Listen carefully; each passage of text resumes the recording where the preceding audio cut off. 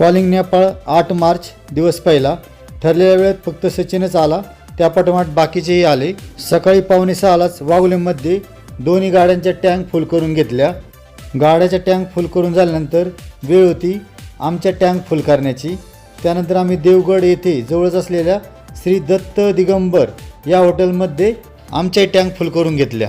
त्यानंतर group photo काढून आम्ही गाड्यांना स्टार्टर मारला. तो धडक समृद्धी महामार्ग क्रॉस करून आम्ही नागपूर येथील केव या हॉटेलमध्ये लंच करायला पोचलो.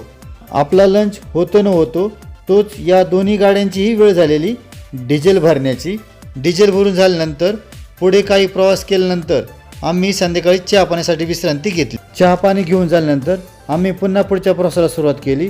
सकाळपासून 15 तास आणि जवळपास 972 किलोमीटर अंतर पार केल्यानंतर जबलपूर या ठिकाणी सुकून हॉटेल यामध्ये आम्ही स्टे करण्याचा निर्णय घेतला आणि तेही सुकूनमध्ये.